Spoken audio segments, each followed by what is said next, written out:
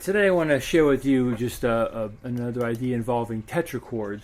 So the opening riff is just what I would consider kind of D Dorian. So it's like a D5, inverted D5, inverted F5, and G5. So D Dorian, key of C. So if you watch some of my other videos, I've been talking a lot about different kind of tetrachords. So what I'm doing today is I'm going to take two major tetrachords. So if you're in the key of diatonic C, C, D, E, F, okay, and then G, A, B, C. Those are the two diatonic major tetrachords in the key of C. If you refer back to one of my previous videos, I talk about Dr. William Fowler's article about tetrachords. So if you take C, D, E, F, combine it with G, A, B, C, that gives you a C major scale.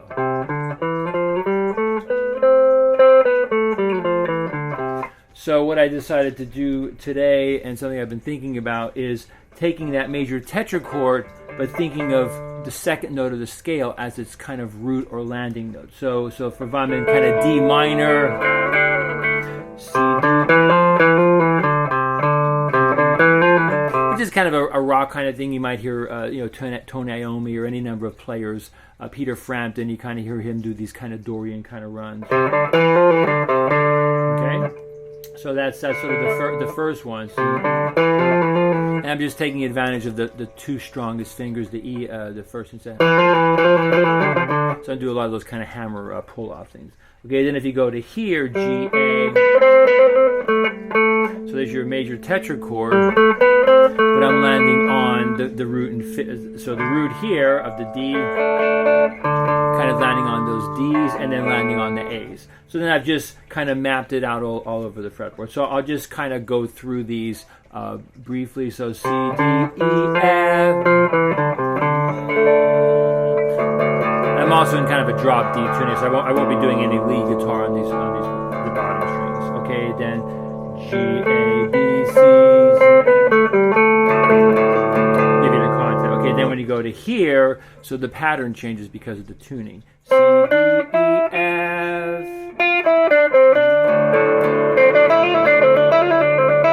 And how many times have you heard that? I think there's an Iommi riff in, what is that? I guess that's in Sweetland. Something like that. Okay. Go to here, G, A, B, C. So the point here is I'm using kind of a major fingering, but I'm kind of landing on a note that's minor. So I think this is a really important concept when you're learning scales, and this takes a while to get this, because most people who learn scales, they kind of learn do do do do do do do, or they learn do, do, do. They kind of learn the whole pattern, and it's hard to kind of break it apart into these little pieces. So that's what I'm encouraging you to do, is take these little pieces and really work with them. Right.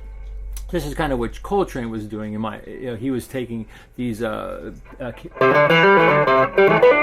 then he was moving those around the 1, 2, 3, 5 patterns, and I never really sat down and deconstructed his whole style. But I know that was a big part of his style. So what I'm suggesting today is take these sort of 4-note.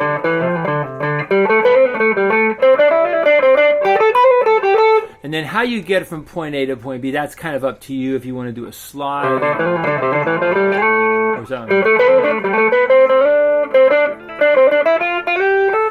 That's kind of a devil in the detail that you can just do that however you want.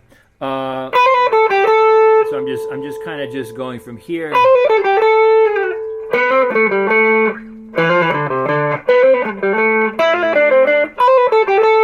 Okay, I skipped one on the way down. Okay, so then I'm also going to write here. Okay, so G, A, B, C. Okay, that's the G major pentatonic. G major tetrachord. But I'm not thinking of G as the root. I'm thinking of A as the root, because I'm thinking of it as D minor, D Dorian, and then right next to it. So that's what I refer to as symmetrical pattern, because it's the same fingering on adjacent strings or string group.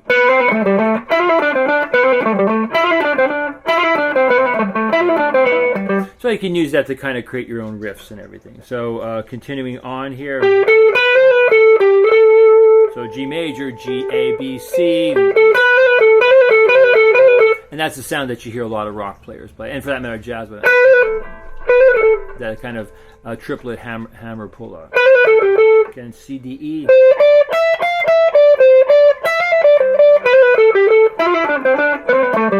Okay, so you can do forwards or backwards. That in that beginning section, some of the things I was doing kind of reminded me a little bit of kind of the early Peter Frampton stuff with Humble Pie, I Don't Need No Doctor. Check that out. I think there's like a 9-minute version. You can probably find it on YouTube. I Don't Need No Doctor, Peter Frampton. And it's just, this type of playing, kind of rock fusion, jazz rock, whatever you want to call it. Okay, so that was the other part. And then I'll go right to here, C, D, C, D. That's just an octave higher than here. Then the G. And I'm going to go to the C here, C, D, E. And this, depending on what kind of guitar you have, if you have a regular electric guitar, you can hit these notes here. G, A. All right. So, I think that's all I'm going to say about that.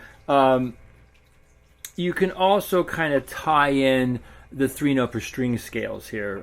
So right now I'm detuned, so I don't have the C, D, E here, but just if you pretend this is C, D, C, D, E, F, G, A, B, C, D, E, F, G, A, B, C, D. And that would be kind of like that sort of typical 3-note per string scale. So you can kind of tie that in too if you wanted to. I think I'll do a different track at the end.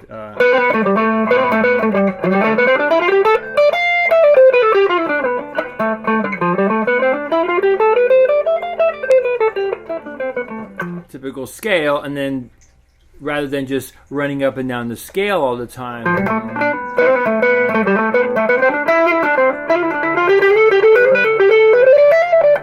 you can just kind of stop in those little 4-note packets of notes and kind of riff out your idea.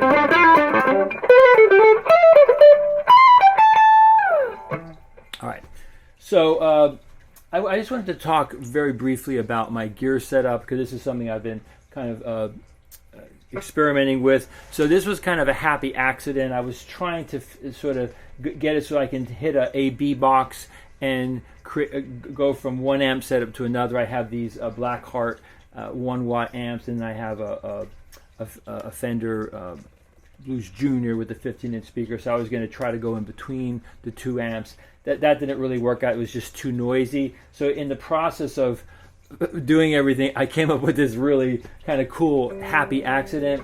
So essentially, I have I've talked about this in other videos. This is a Diceworks Finalé, and then I also have an X Fandora. So yeah, that's really kind of a low setting. But then I'm using this for my lead setting. Okay, so that's the Diceworks Finalé.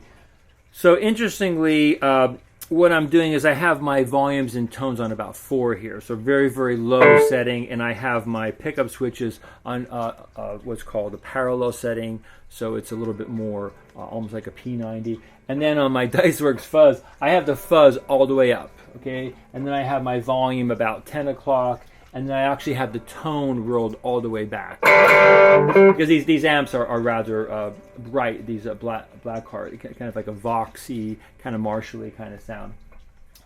Then I'm going into, so here's kind of the beauty of this mistake, is I'm going into a digital reverb, just a box digital reverb, and I have it split into 2 different amps. The one amp is going into a Holy Grail reverb. So if you listen here, there's only reverb coming out of one side. It's coming out of the right side. I have these two amps here. I can post a picture and put it on my website. So it's kind of cool. So I have the reverb only coming out of one side. Okay. Now the both sounds are coming out of both amps. So if you know anything about like stereo fields and all that kind of stuff, so I have a couple sound panels behind here. So as I'm sitting here listening, it actually sounds like it's not coming out of either amp, it's coming out of like the middle. It's kind of a weird thing. It almost sounds like the sound is coming out of the Fender amp, which is off right now. It just kind of plays in. So it's an interesting psychoacoustic effect. So you can kind of mess with that a little bit if you're working with two amps. Just try to balance them out and get yourself in the center of a like approximately equilateral triangle, and it'll sound literally like the sound isn't coming out of one amp or the other; it's coming out of the middle. So then here's the other beauty, and this just happened once again, but just by accident. I was just plugging stuff in. So now out of the digital reverb, the one side is going into a looper, okay? But the looper is just going into one amp, so it's almost like I have like this stereo effect with the looper. So when I have this going, that's only coming out of one amp.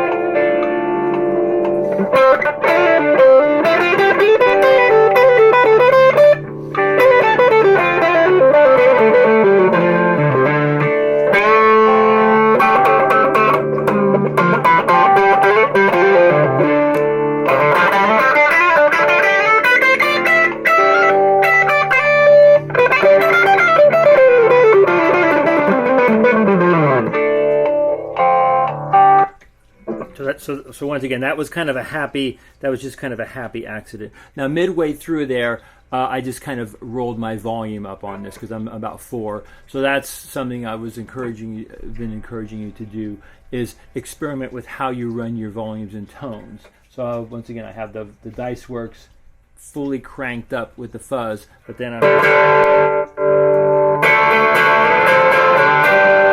that's a volume about 3 on the guitar. That's about 7. All the way up.